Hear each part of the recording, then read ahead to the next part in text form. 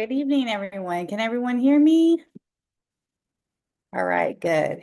My name is Javanda Irving, or known as JoJo, and on behalf of the Justice Reform Partnership, I would like to welcome you to our Talk Justice Tuesday webinar, Returning to Representation. The Justice Reform Partnership, or JRP, brings together grassroots organizations, community organizers, advocates, and policy experts. Talk Justice Tuesday is the JRP's annual series focused on legislative and policy changes at the Georgia State Capitol, designed to break down complex policies that directly affect our communities and identify strategies for change. Tonight, we will hear from several members of the Rights Restoration Coalition of Georgia, a group of grasstops and grassroots organizations working to help Georgians who are impacted by the criminal system navigate our rights, restorations, and exercise our civil rights. Before we begin, please note that tonight's webinar is being recorded. We are about to cover a lot of important topics from multiple panelists. If you have questions, please drop them in the chat. We will be sure to address any questions we missed during the course of the discussion at the end of the webinar. We also hope you'll join us for our final Talk Justice Tuesday session on July 8th, Reentry, Redemption, and Restoration, hosted by Restore Georgia and New Life Second Chance Outreach. Here, you'll learn about barriers to successful reentry for people forced to register, how this impacts their families, how faith communities can work to support registered citizens, and hear about the myths and misconceptions that contribute to biases and stigmas against people forced to register. For more information on future events, check the chat for links and other ways to stay connected. We'll also be sharing tonight's presentation materials and resources with you all afterward. Now, to get us started, I'm pleased to introduce Paige Dukes, Communications Organizer with Atlanta Community Support Project. Paige will be facilitating tonight's talk and introducing our panelists. Paige? Thank you so much, JoJo, and thank you everyone for joining. I'm excited to introduce this Talk Justice Tuesday. This is probably the 5th year that I've been able to participate in this series, and really excited to continue this work with so many people who are on the call. As JoJo said, I'm the communications organizer for Atlanta Community Support Project, and we are a member of the Rights Restoration Coalition of Georgia. Many organizations that have been working together for several years now with the goal of repealing our state's felony disenfranchisement law and restoring the vote to people who are impacted by the criminal legal system here in Georgia. And I myself am formerly incarcerated. I did 10 years in state prisons in Georgia, and I've been home for 8 now. And during that time, I've had the opportunity to advocate for restoration of voting rights, for equal access to education, for freedom of the press in prison, and many other issues that are very, very close to my heart and my life, and that impact our community and all of our families and loved ones, many of whom are still inside. And I am going to turn this over to my partner, Lucy, to introduce more about Atlanta Community Support Project and to start us off with a note about language. Thanks, Paige, and thanks, JoJo, and to all of our both coalition partners who are here today. My name is Lucy Harrell. I'm with Atlanta Community Support Project, and we are an organization that resources people directly affected by poverty and incarceration who are self-advocating in prison and after. We do that in a few ways. We provide resources, we provide community. Don't want to go too much into the weeds on that just yet, but one thing we do provide some resources on are language usage and not just steering away from dehumanizing words themselves, but really thinking about the ways in which we talk about ourselves, thinking about the ways that people who've been ensnared by the criminal system have been stigmatized and othered by the language that we use. So just right off the bat, I want to just make a statement that This coalition and the people doing this work, we do not use dehumanizing language. We don't call people inmates, a felon, felons, offenders, any of the words that are literally intentionally used against us to say that we're not people or that we're less than people. In Georgia, those words are directly delineated in our laws from Jim Crow laws. And so by calling ourselves people and asserting our personhood first, we are making a statement that impacts a lot of different types of work we do, but especially civic engagement and voter education work. And you know, we're people. We have a right to exercise our rights just like everybody else. So we want to keep that at the forefront. Um, Thank you, Paige. Thank you, Lucy. And I think that we have a link to the language guide on ACSP's website that we can drop in the chat so that folks can learn more about that. It's specifically always important for us to assert that we are people. And specifically when we're doing work around legislation, you know, we have to make sure to take every chance we have to take out these harmful words because there are laws in Georgia that say inmate or person, which is just an illustration of how dehumanizing the word is and how it is used to other us and to justify the stripping away of our rights. I'm gonna give it to JP from our partner on this webinar for Advancement Project in just a second, but first I'm going to try and share this clip from the film that we made in 2022 at a rights restoration rally in Savannah. Okay.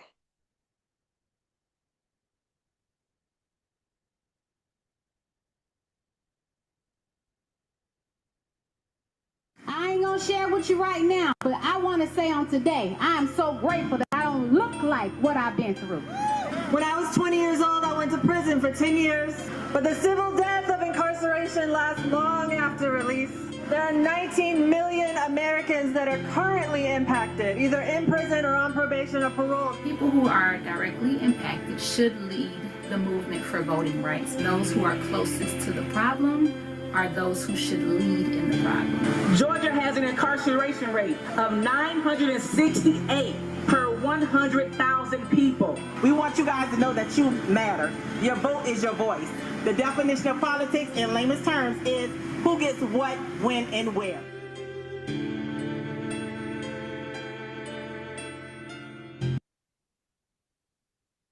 All right, that was just a short clip of the film. You can watch it on YouTube, and we definitely encourage folks that are doing rights restoration work to use it as a resource in the work that you're doing in Georgia and beyond. And with that, I want to acknowledge that there are a lot of people here who are members of the Rights Restoration Coalition and that are doing work either directly on rights restoration or related work that is serving the communities most impacted by felony disenfranchisement here in Georgia. So this is definitely intended to be a conversation. So if you have something that you would like to say about this as we go along, definitely feel welcome to insert yourself into the conversation. We're going to be talking about where we've been, where we're at, and where we're going. So I'm going to invite JP, if you would introduce yourself and Advancement Project and tell us a little bit about where we're coming from. Sure. Thank you, Paige. Good evening, everyone. Welcome to everyone in attendance, all the fellow colleagues of the Rights Restoration Coalition of Georgia, and everyone on. I want to talk about AP. I'm John Paul Taylor, Senior Campaign Strategist for Rights Restoration for us in our Power and Democracy program.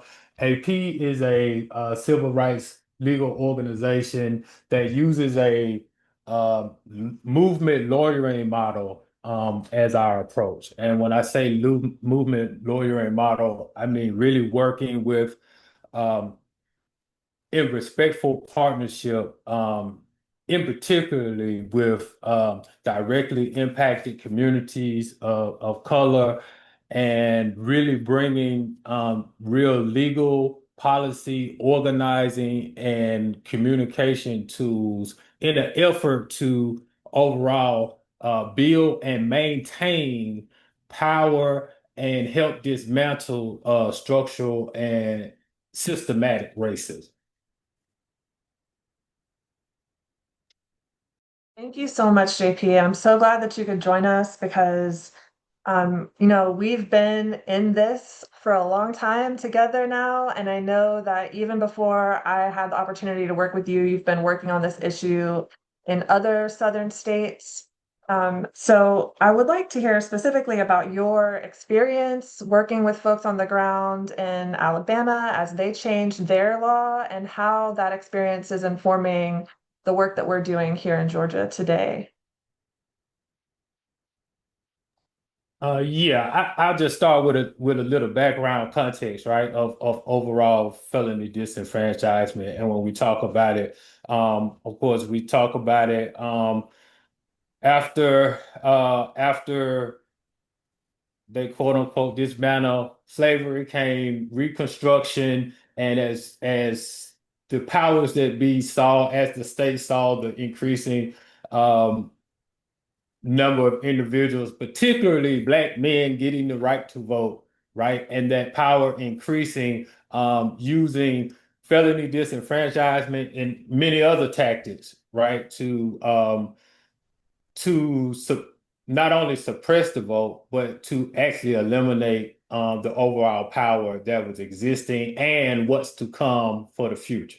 And I say that to say that what a lot of the southern states, a lot of the states did, but particularly a lot of the southern states, actually went back within their constitutions, had constitution conventions, and went back and specifically added felony disenfranchisement as a way to eliminate the power that was growing and what they saw coming, right? And to specifically, many went on the record specifically saying it is to maintain white supremacy, right? And so we can't,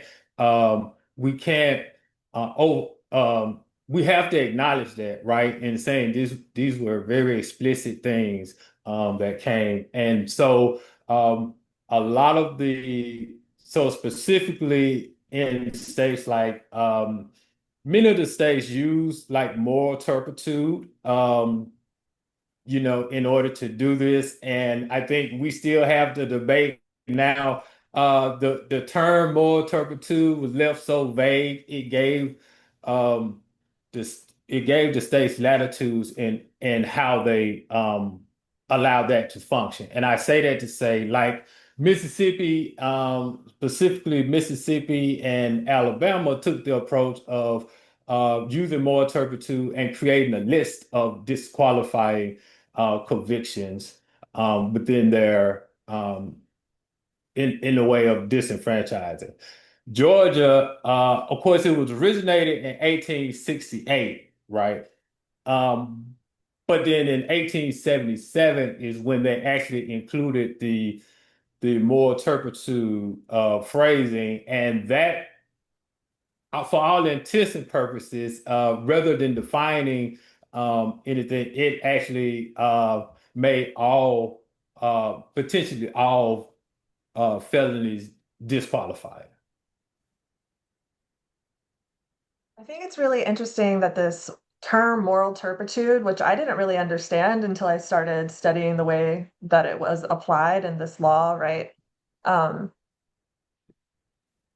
It mirrors the way that we were just talking about language and how our criminality is used to justify why we shouldn't have the right to vote, right? And so many other things, right? We don't have our constitutional rights in any meaningful way when we're inside, and then we come home and we're really relegated to a carceral class because we are unable to have a say in policy decisions, among all of the other barriers that we're facing when we come home.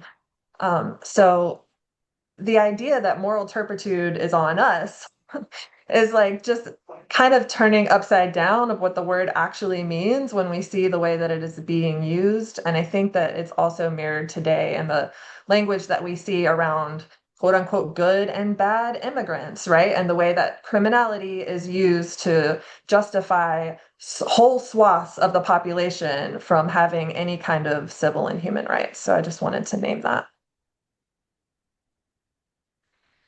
And so this is really hasn't changed. So Georgia still totally excludes anyone who has been convicted of any felony. So this word moral turpitude didn't actually change the meaning of the law, right? Because it's all felonies.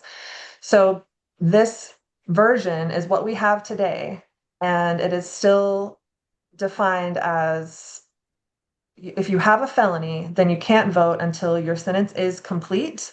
But it's not complete when you get out of prison, right? We have probation and parole, and some folks, when they get out, are on probation and parole for a very long time and effectively are barred from the ballot for their whole lives. And so I'll bring us up to speed on where we're at today. I can get to the next slide. So this is how Georgia compares to other states in the United States. I think it is notable that the only two states that do not restrict the right to vote because of a felony conviction never took away the right to vote. You can vote from prison in these two states. They're also the whitest states in the nation, which shows how this system was designed to stop folks from voting who were people of color. And, it's notable to say before 1868, our Constitution said free white men were the people that could vote, right? And so after it was changed in 1868, which was also the year that the 14th Amendment came into play, where, Black men were granted the right to vote. So it's a very clear, distinct connection between when we changed our law in Georgia and when the 14th Amendment was restoring the vote to Black men. And so when you look at where we stand in comparison to other states, there are many, many states now that restore the vote as soon as you come home from prison. And then as you can see, Georgia is in this list of prison, parole, and probation, but it is a little bit misleading to put us on the same page as all of these states because Georgia has more people on probation and parole and in prison altogether under correctional control than anywhere else in the world. And so I'm going to introduce another one of our coalition members, Ann Colton from the Georgia Justice Project. Ann, would you be able to introduce yourself and GJP and tell us a little bit about Georgia's over-reliance on correctional control? Sure. Thank you, Paige. It's not a fun topic to talk about, but it's an important one since it affects so many people. So my name is Ann Colleton. I am the Policy and Outreach Coordinator at Georgia Justice Project. We're a 35-year-old nonprofit legal organization, and our mission is to reduce the number of Georgians under correctional control and to reduce barriers to reentry. So as you can see from this chart, this graph, we all know that the United States is the mass incarcerator of the world, right? And then on top of that, Georgia leads the nation in terms of any other state, more people under correctional control than any other state. So that means more people per capita who are in prison or jail or under supervision with probation or parole. So we're number one overall. We are number one in probation. That's the dark red line at the right side of the graph. And then we're number 4 in probation. So don't let anyone tell you that's because we use probation more than prison, because we still ranked 4th in incarceration. So, and it is not behavior that is what drives this. This is our response to behavior, our criminal legal system's response to what they determine to be crime. So policing certain neighborhoods, how people are charged, how people are prosecuted, and how people are sentenced. So as Paige mentioned, it's especially true because of our long probation sentences. They are 3 times longer than the national average. Most states cap their probation sentences at 2 or 3 or maybe 5 years, but in Georgia, 40% of our probation sentences are longer than 10 years. So I'll talk more about that in a minute.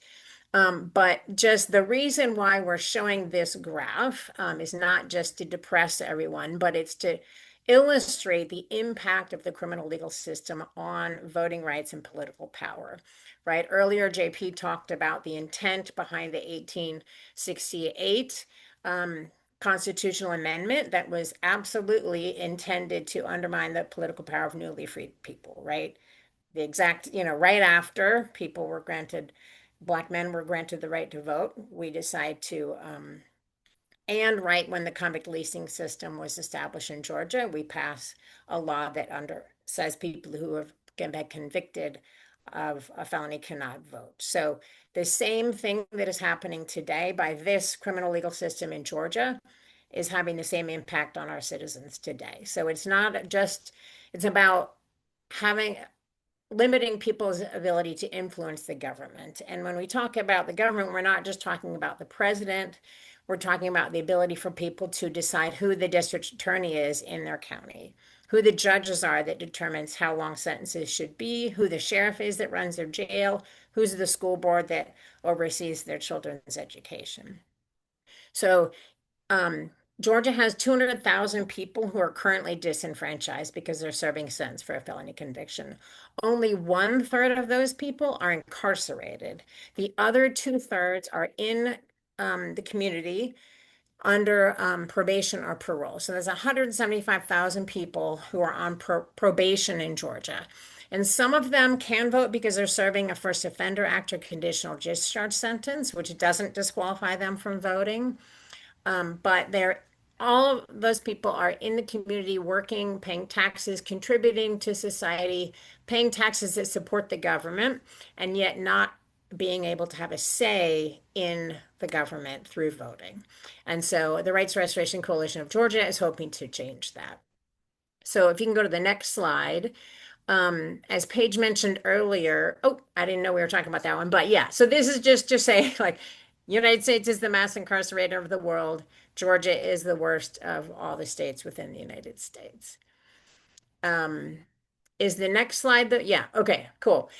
So as Paige mentioned earlier, Georgia does not have the most strict felony disenfranchisement laws, but because of our huge number of people under correction control, we are similar to the states on the right side who actually disenfranchise people for longer. So Georgia has ranks number 5. Another time when you don't want to be close to the top of the list, but we rank number 5 in the number of citizens who are denied the right to vote because of a felony conviction.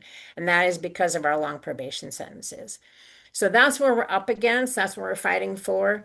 A few resources that Georgia Justice Project can provide, which is if you are one of the individuals who is serving a long felony probation sentence in Georgia, we can drop a link in the chat about our probation resources that can help you learn how to terminate your felony probation early.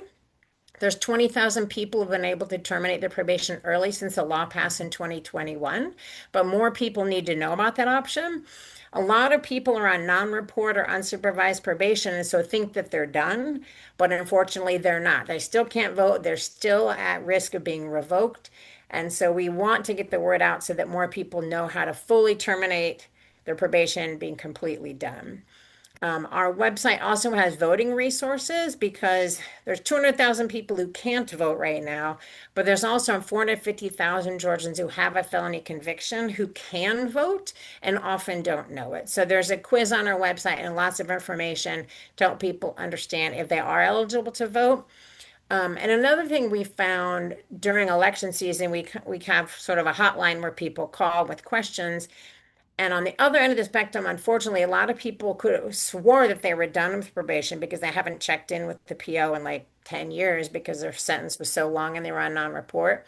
But then, so they registered, they tried to vote only to find out, no, they have 10 years left on probation. So we'd love to answer questions that people have about that, either about early termination of probation or voting.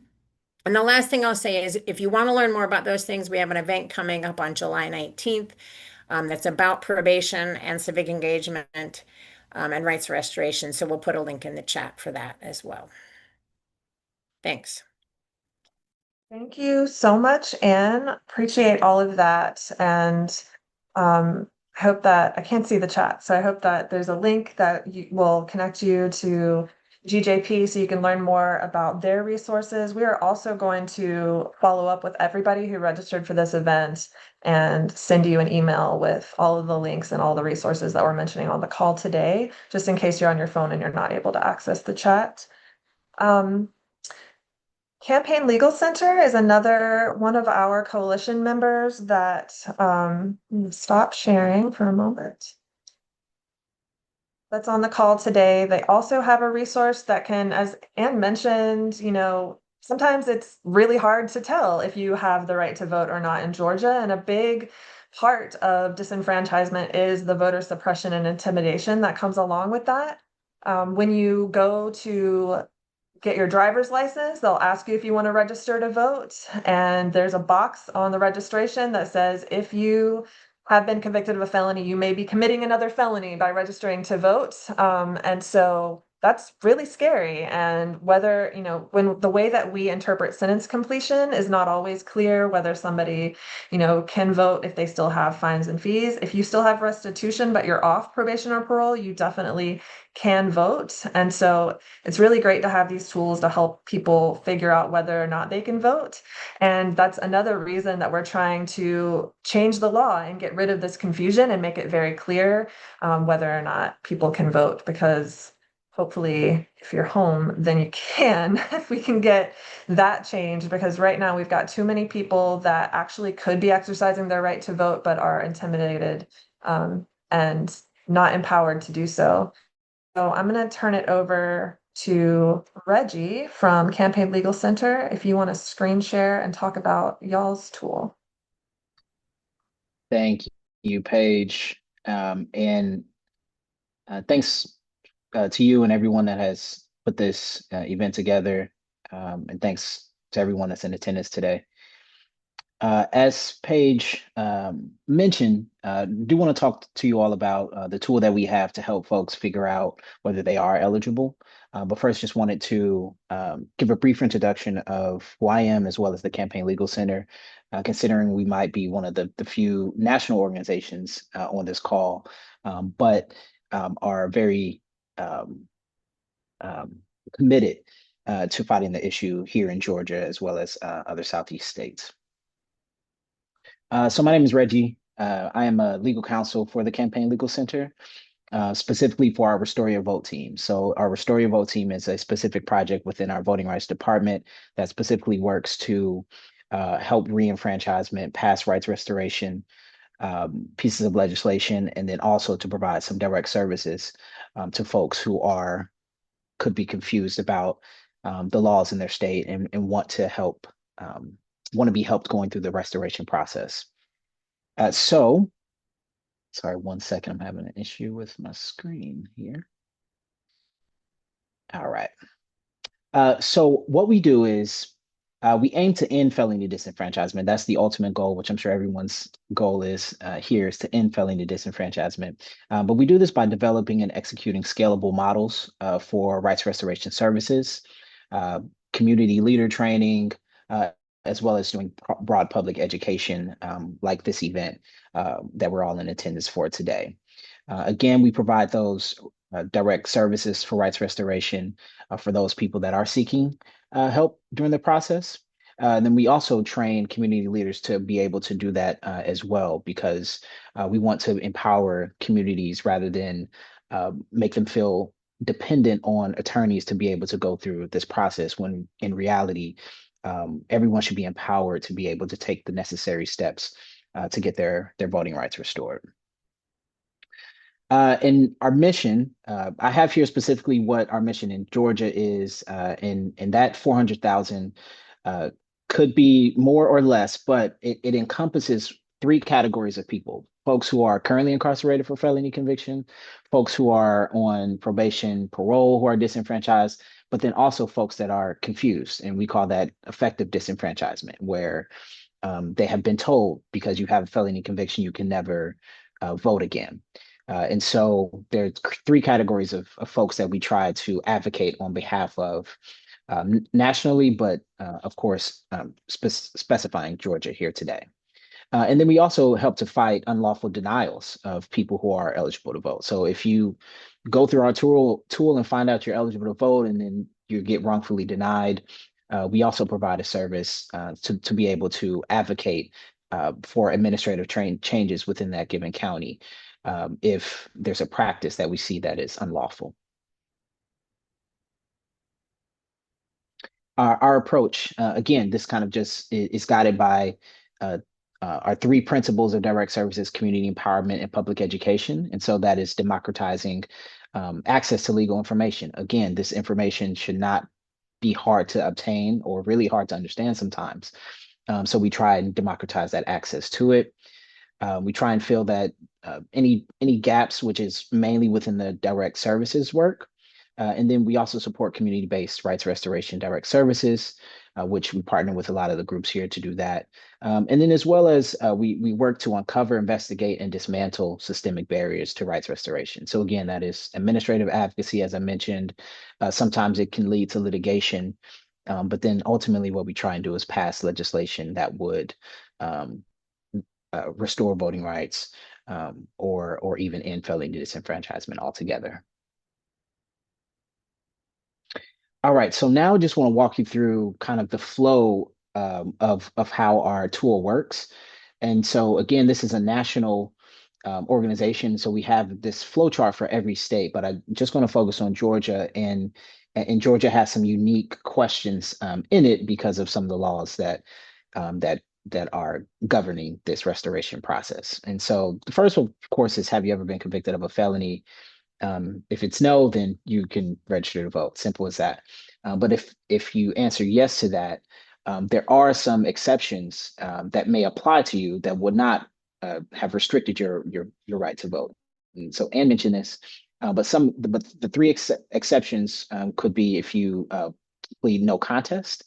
So even if you're serving your time, but you pled no contest, you are still eligible to vote. And a lot of people don't know that. If you're sentenced, and this is what Ann had mentioned, if you're sentenced under the First Offender Act and your sentence has not been revoked, you maintain your eligibility. And then if you were sentenced under the conditional discharge statute, and again, your sentence has not been revoked, these are all exceptions to where you can register to vote.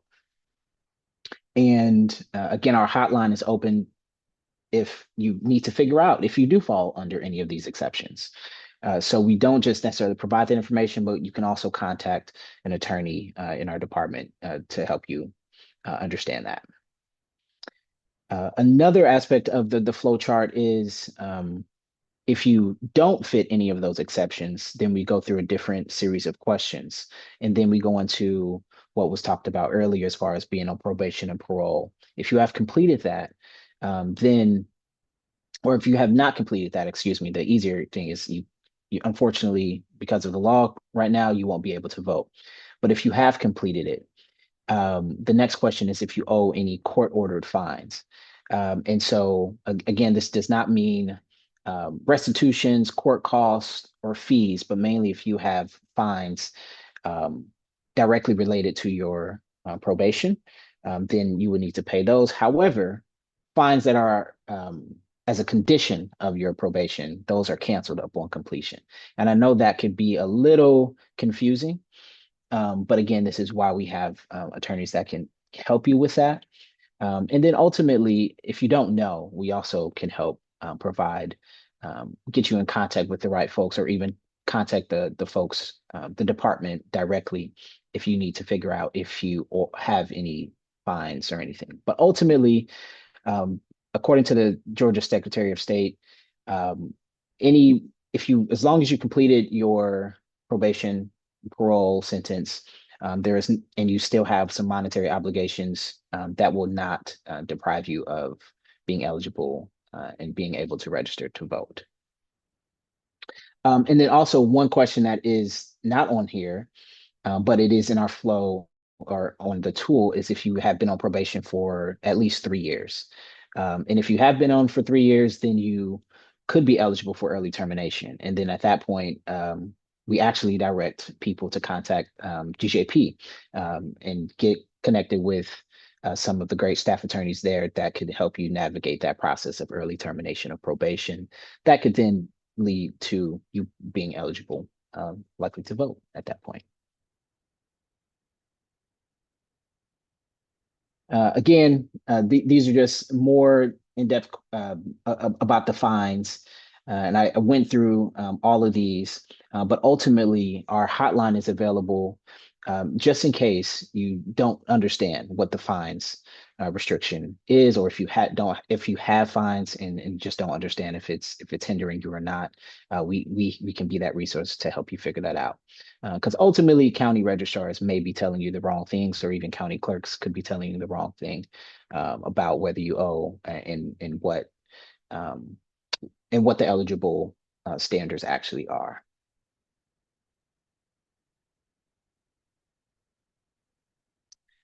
And lastly, just want to provide the tool. And thanks, Jojo. I see that you put that in the chat.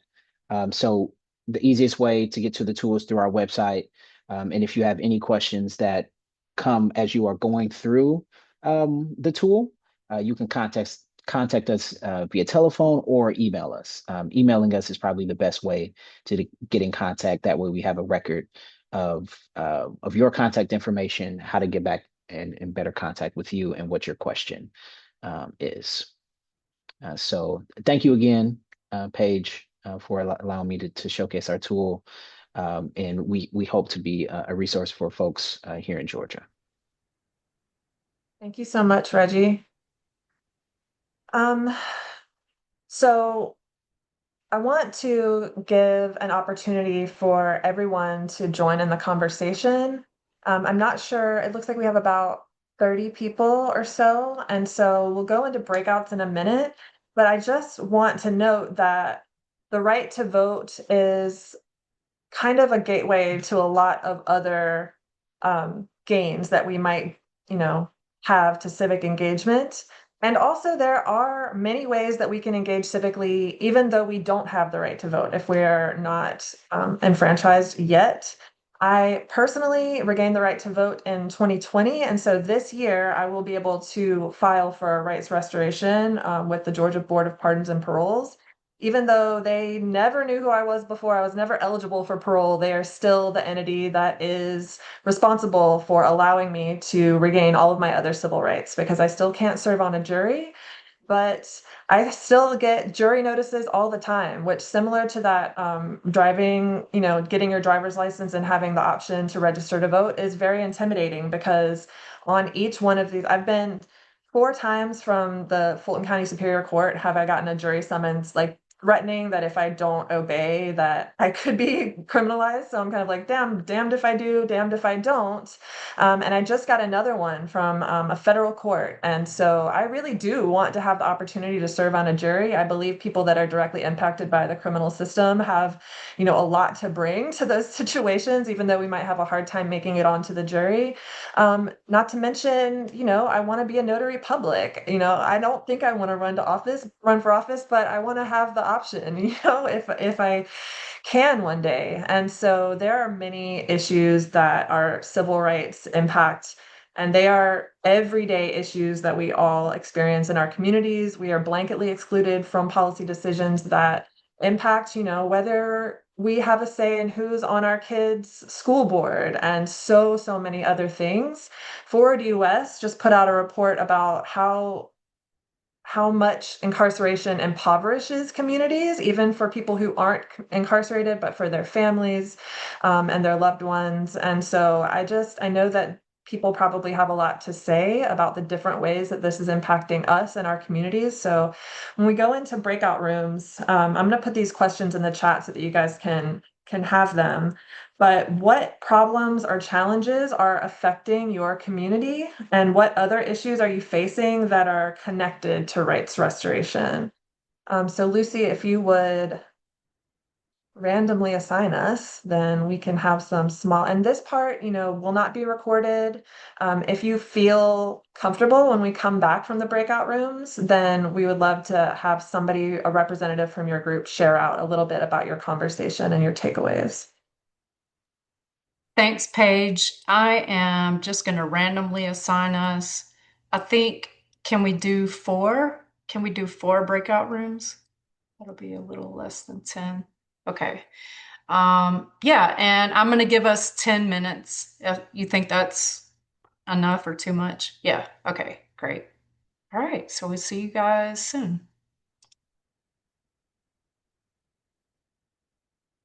So welcome back, folks. I know that it always happens when you're like deep in discussion in a breakout room, then it's like you have to get yanked out in the middle of it. But I'm excited to hear a little bit shared out from the different rooms. I can share that in our room, we had Miss Pauline from Mississippi was sharing about some of the ground that they have gained in Mississippi in the fight against felony disenfranchisement and how they've been able to organize people who don't have the right to vote, but who were able to get out there in their communities and really have some impact in the people that they were able to get elected, which is really incredible. And then also we had Miss Laura, who is a poll worker and who's also working with a group of women who are in GDC, but who are about to be transitioning out of the system back into their communities and who may be unsure about their rights. So she's here to learn more so that she can share with them. And let's see, does somebody else want to share out about what y'all were talking about in your groups?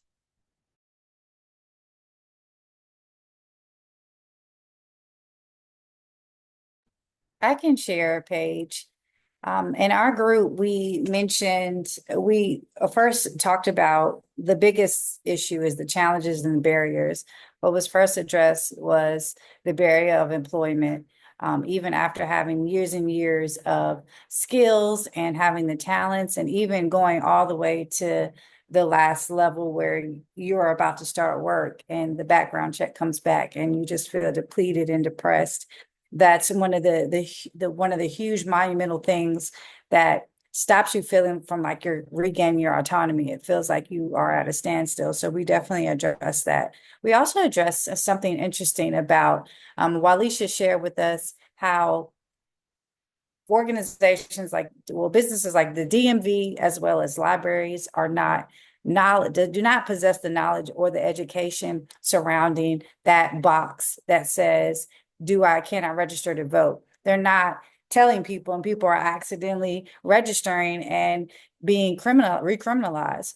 So she did issue that something did happen, to someone that was out of state. However, this is a very important matter because, even myself had to stop and reread the information when I was getting my license and, didn't know that this was such a huge thing that can happen.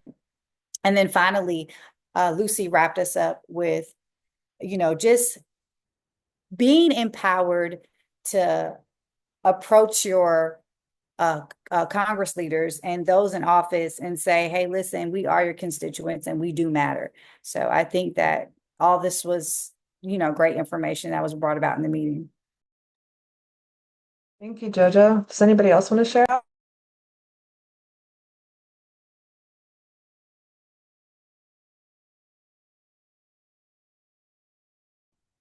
I just wanted to mention that education is really the whole base. If you are informed, you can help yourself and others. And I guess, like I said before, I'm here because I need to learn more about my son problem is still going on long time, but I need to learn and I need to pass that information to people who are in need. And that's the reason why I'm here. But, if we're not informed, then we can get in trouble. And also I was mentioning that I had lived in other countries like in Europe. There are very different laws, and even here in the United States in the north, like Massachusetts, I have a complete different laws, and Georgia is too punitive. I don't understand. I guess, is that because of the history of the slavery or not? But it needs to be changed. I don't know how, but I think it's education. Many people, the legislators, they really don't want to do anything because they're afraid they're going to lose their jobs or whatever, and they're not very well educated in all the cases that we need. So I don't know. We need to do something about that. Thank you, Laura, and thank you for being so engaged. You have shown up to so many of our community events, and I know that you're really committed to learning everything you can and sharing it with the people that you're working with. So we appreciate you. We're gonna move along, and I think you actually it gave us a really great transition to the next point we're going to talk about, which is the work that we've done at the Capitol and how our state lawmakers really don't understand the laws that they pass the way that those of us who are directly impacted and understand the consequences do. And so we have to take the opportunity to insert ourselves into the conversation, show up at the Capitol, and make sure that we make public comments when we have that opportunity, that we show up and talk to our legislators. And, you know, ACSP has made an impact this year by actually making all of our people that are inside in our state prisons aware of all of the bills that were happening that directly impacted us and our communities, and giving them a direct way to make public comments on a lot of those bills. And so finding new ways to help people feel empowered to tell our legislators, like, hey, you work for us, remember? So I'm going to share my screen again and see. Okay, so now we've talked about where we come from, and now we're going to talk about the recent past and the work of the coalition at the state capitol. JP, I want to ask you a little bit about, how you've seen the, I guess, the evolution of the coalition and evolution of the work in our state since the last Senate committee that we had in 2019. What's working, what's not working? Actually, I guess I should start with what's not working, maybe. Or what do you think? Well, let's go. We can do it either Okay. way. All right, well, I've got this slide from 2021, but really the first thing that I remember, so I got out in 2017, and in 2019, I had the first time I remember ever going to the Capitol and talking to the Georgia Board of Elections. I was an intern at the Southern Center for Human Rights at the time. I had never gone to the state Capitol before, certainly not to speak publicly. And it was my first taste of saying, oh, okay, I don't have the right to vote, but I actually do belong here, and I do have every bit as much of a right to be here and to tell my legislators like how these laws impact my life as anybody else.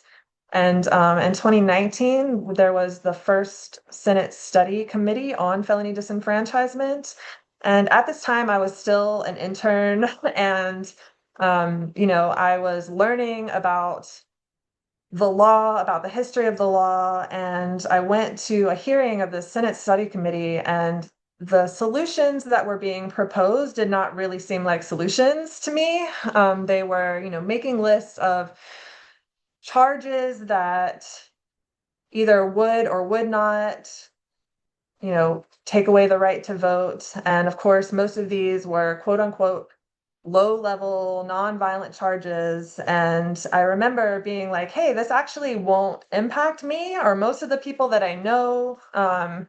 Drawing lines in the sand about who deserves the right to vote feels really wrong when we shouldn't have ever lost the right to vote in the first place. And so nothing actually came of that Senate study committee, but I remember being kind of glad because it didn't feel like any of the solutions that were being proposed were really grounded in the community of people that was most impacted by that law. Although I know that there were people at that hearing that went and spoke on behalf of our community, even people that wouldn't have been helped by the changes that were being proposed at the time. But like I said, nothing came of it. And then I don't remember hearing anything else about felony disenfranchisement at the state capitol until 2021, where you can see there was this press conference was held downtown in front of the John Lewis mural. And all of a sudden, there was a bill being introduced that was a full repeal of felony disenfranchisement. And I remember being kind of shocked, but happy that we were talking about this. And, also hearing about what had happened in Florida already, there being a ballot initiative and where Florida permanently disenfranchised everyone before. Now they are more on board with Georgia's law where you have a chance to vote after your sentence is complete, or after you're off probation and parole, although there have been lots of issues with modern day poll taxes in Florida, lots of confusion, just like we need a flow chart to explain our law. And also we saw that there were certain charges that were excluded from that ballot initiative. And so there, people who have crimes related to homicide or people who have crimes related to sexual offenses, are still potentially disenfranchised for life. And so I think all of this was really refreshing when we saw a full repeal introduced in the Georgia state legislature. And so, we have been supporting this bill that has been reintroduced every year for the past 5 years. And there hasn't been a whole lot of traction. There have been other attempts to litigate this issue, right? I remember there was a lawsuit that was proposed that would, again, draw a line in the sand, define, we're looking for people who have been on probation for 2 years for nonviolent drug charges. And, that it would say, surely these people have not committed crimes of moral turpitude and therefore deserve the right to vote. And this also just felt like the wrong way to go about this. It felt like really low hanging fruit and something that wouldn't have all that much impact on the population of people that this impacts, that I was one of. And so I just remember us as a community of people that were working on this in different ways, talking about hey, how can we make sure that this effort is grounded in the experience of people who are not able to vote because of a felony conviction. And that's really where the Rights Restoration Coalition got started. And so, talked about the idea that creating lists is really not the way to go about this. And I know that this has happened in other places. And JP, I just want to ask about your experience with that, about defining moral turpitude, why that's not the right way to go about this. Because, really moral turpitude appeared with a very specific intent. And then what do you think we have been doing right here in Georgia?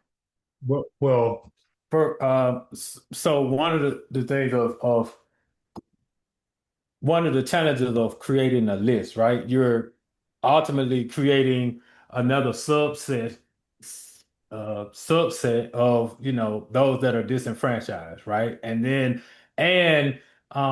the potential to actually create an even more cumbersome system because technically right now, right, once the process is complete, restoration is automatically restored, right? In other states, what we've seen where those lists and the list typically tends to be very disproportionate to, many don't include white collar crimes, never address things like that, right? So not wanting to have that level of disparity in it, and also recognizing as we went through, particularly last year, right? We actually did get a hearing, and one of the things that we saw, what was a powerful effect was um, um, leaning in. Many of the groups here, even was all a part of that. But specifically, what I can say is that really leaning into the that the hearing leaned into hearing the testimonies of those that was directly impacted, like specifically, and looking for a solution, I would say, right? Like at least giving a more open ear to what that solution could be. And so I think what we recognize as the coalition, realizing that it's going to take all the different levels. But what the directly impacted lead groups wanted to do was make sure not only that their voice is being heard, but they're actually leading in what those changes are going to be.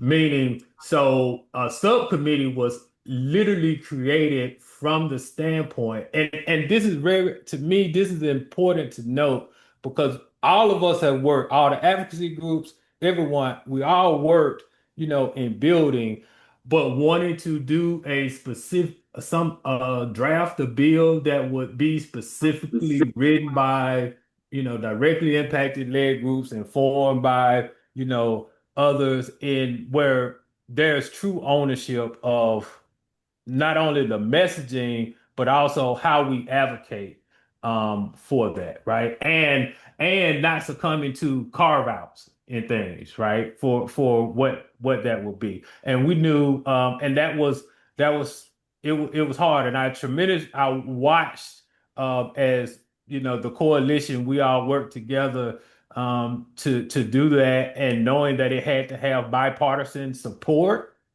um, to be able to go. And that's where I didn't know if you wanted me to go into SR 429 or not, or say like this, because this is where we are, right? Like it, go ahead.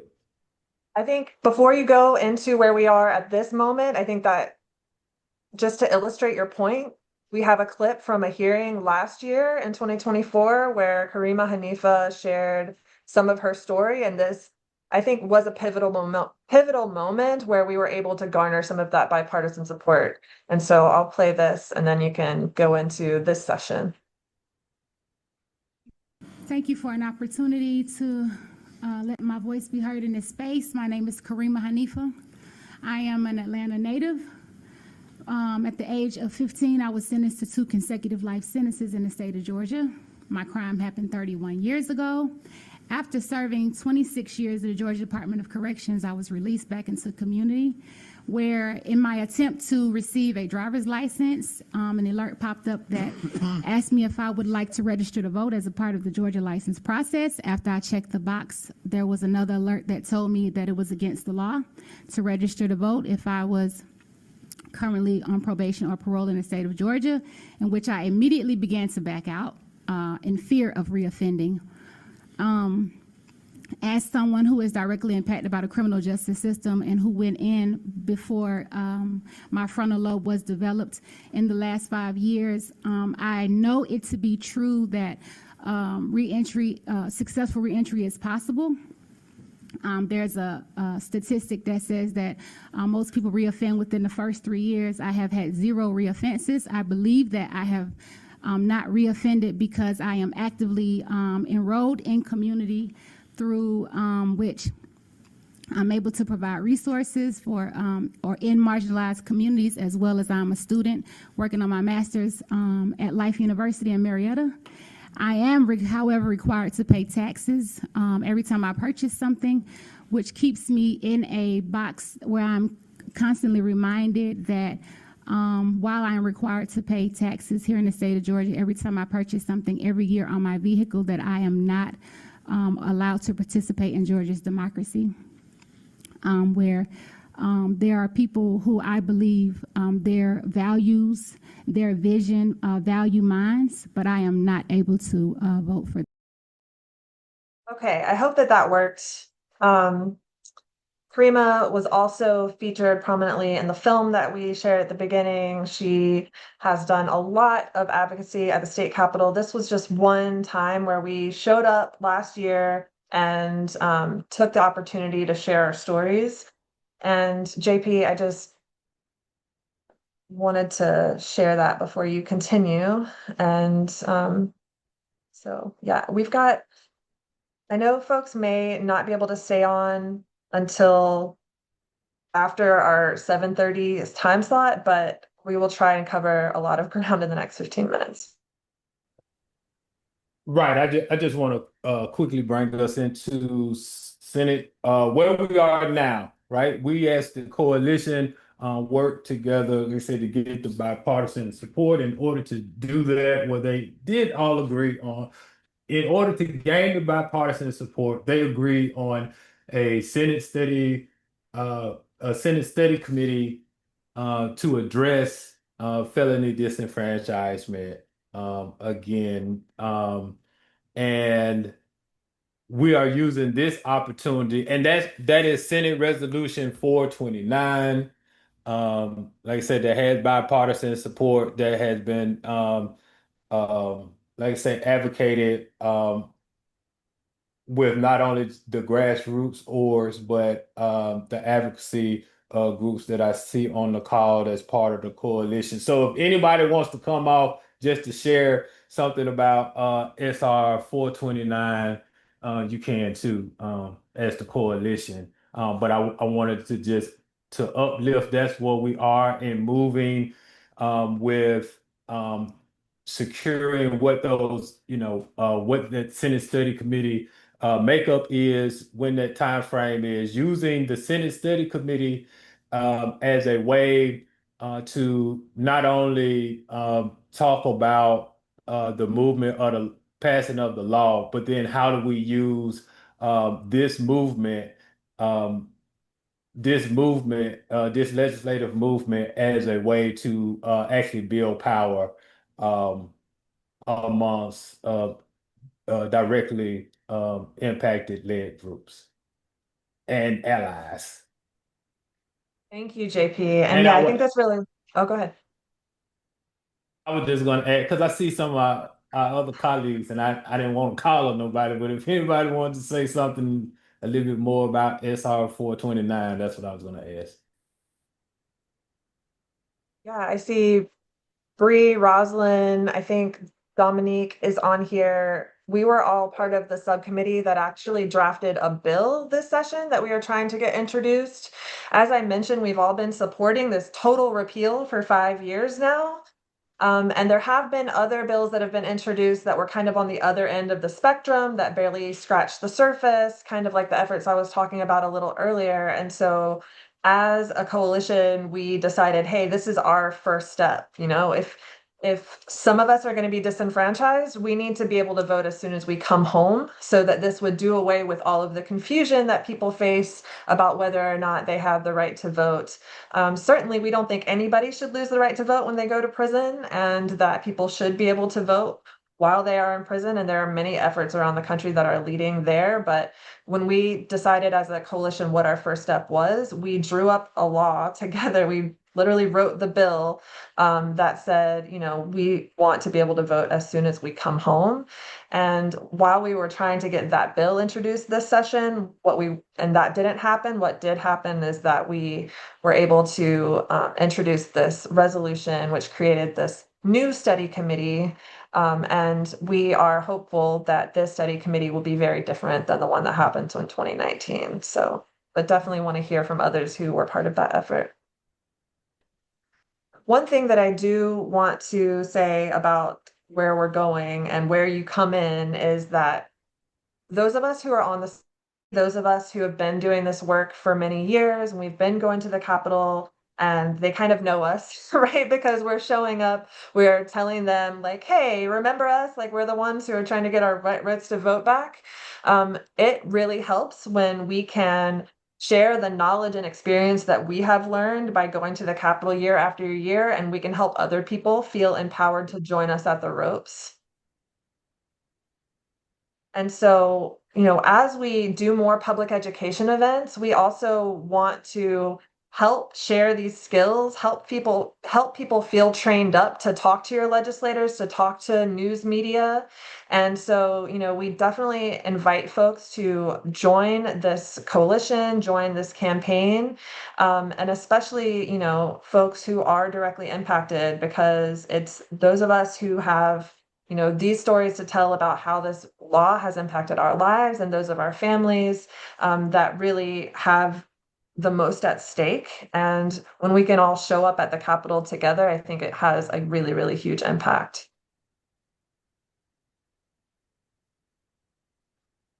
Couldn't have said it no better, Paige. Yeah. And then, so one thing that we want to know is if there are folks on the call who are in communities outside of Atlanta, that if you're in rural Georgia, like maybe you have a church group or, another group that is really connected in your community that might want to learn more about this, might want to get engaged. And we want to know, like, what communities can we come out to meet folks on the ground, to talk about the campaign, to talk about how this is impacting specifically your neighborhood, your rural Georgia community. We want to come out and do some public education campaigns around the state. So if you are working with an organization or with any group, or if you are just, have community connections that you think need to know about this and need to get involved. I see Walisha dropping in the chat, Mableton, Hiram, Douglasville, Carrollton, Villa Rica. Yes. My folks are from Carrollton, definitely want to show up down there and invite my cousins to the event. And so, one thing that I've tried to connect to lawmakers every time I show up, even though I was born and raised in Atlanta, I was locked up in your district. There's a lot of people who are directly impacted who, are actually your constituents that you may not see as your constituents. Thank you, Walisha, for dropping those communities in the chat. We know that you are definitely active in your communities and doing a lot for our directly impacted communities there. And then, okay, so we want to get to Q&A, but first, Lucy, I want you to talk a little bit about data privacy, because as we connect with people, especially people who have direct experience with the carceral system, we want to build our connections, build relationships, and make sure that we have people's contact info. But we are aware that creating lists of formerly incarcerated people might be a little bit dangerous right now. So we want to talk about data privacy and why that is such an important part of this work, and also how people can get connected to the toolkits and resources that are available on ACSP's site. Thanks, Paige. Yeah, so I'm going to share my screen if I can. If you go to Atlanta Community Support Project's website and you click on Connect, can y'all see the screen? All right. You're going to come to this page, and we have a form here. This form asks for some basic information, but as Paige was saying, we really want people who've been impacted by the criminal legal system to tell us how. And that is so that we can provide resources for people, right? That's our wheelhouse. That's what we do. So we want to be able to best match up people to resources that we already have. And also, everything that we do at ACSP is directed by the community. So everything that goes on our to-do list in terms of creating a legal or policy explainer or a filing template is really directed by asks that come from the community. So this is really important to us. I want to note that this form can also be used for lawyers or community advocates, school teachers, anybody who is interested in this work, interested in supporting and getting engaged with us. We encourage you to fill it out. I'll get to the data privacy part in just a second, but I was going to say, if anybody is specifically interested in getting involved in the work of the Rights Restoration Coalition, you can just simply put a note in there that you would like your information to be shared with the coalition, and we will do that. We won't do so without your express permission. The other thing I wanted to flag is that if you look at the bottom of this, you will see that it's encrypted. It's an encrypted form. ACSP takes data privacy super seriously. We have AI Companion disabled in our Zoom workspace. We don't allow otter or note. I'm sorry if you use those tools because they make things easier, but they also store sensitive data on cloud-based servers that are owned by corporations. And in the current political climate, we just can't afford for our data to potentially be used, bought, sold by corporations, and now shared with the government from corporations having access. So we just want to be super, super careful of that. And we also, as Paige mentioned, we don't want to just amass lists of criminalized people that are just sitting in an unsecured like Google sheet. Like that is not safe. Google has access. Potentially other partnering third-party corporations have access.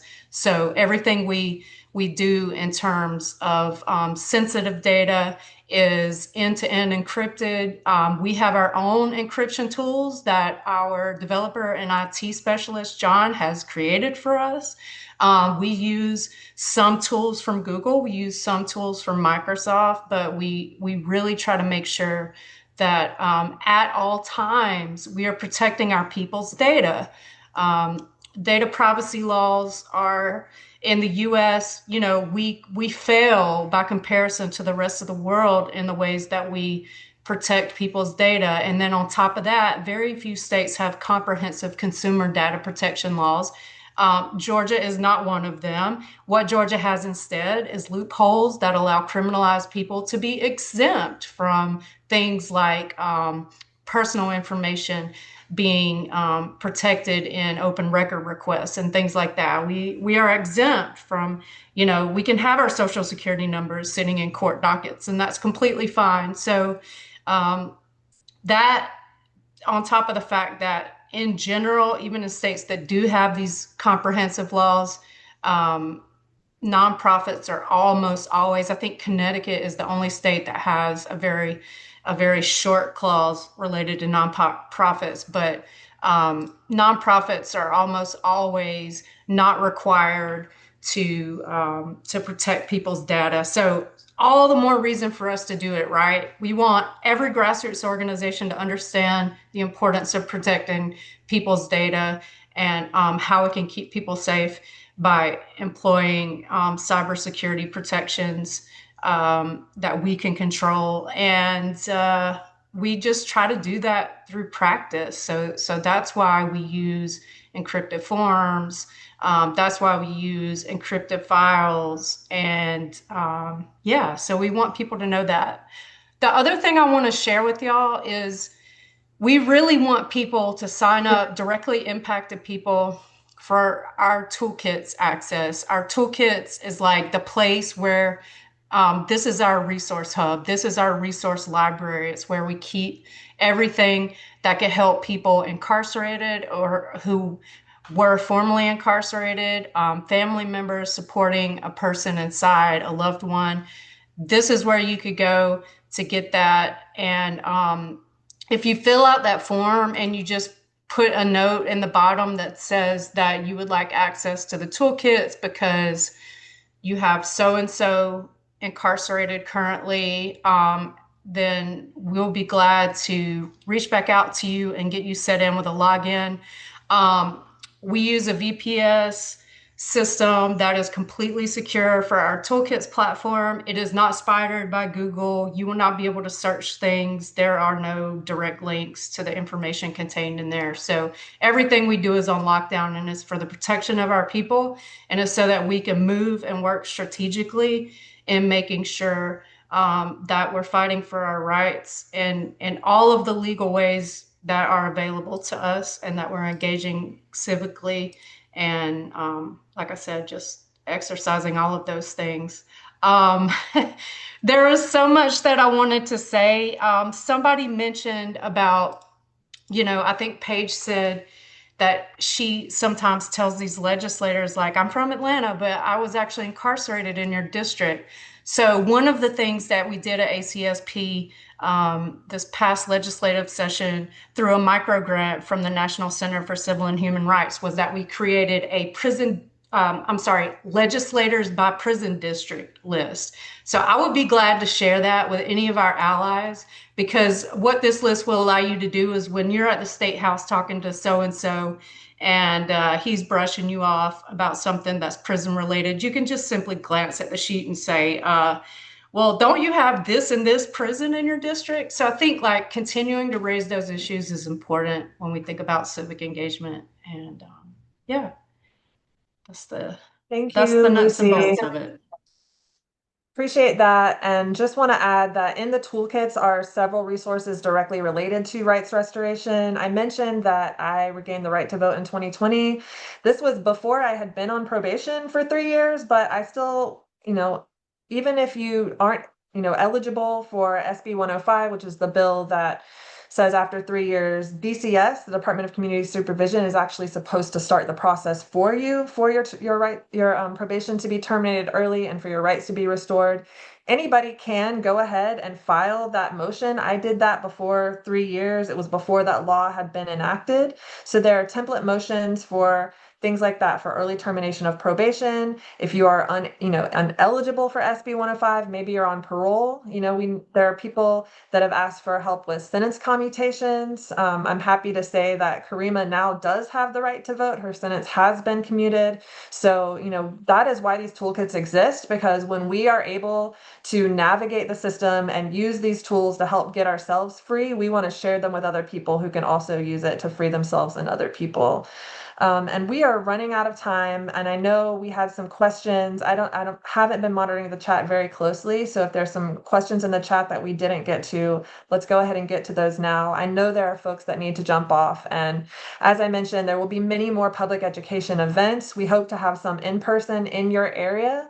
We will send out an email to everybody who was on this call or who was registered for this call with ways to connect with all of the resources that have been mentioned on the call today. And we are really, really grateful for all of our community that showed up here today and that is with us in this fight.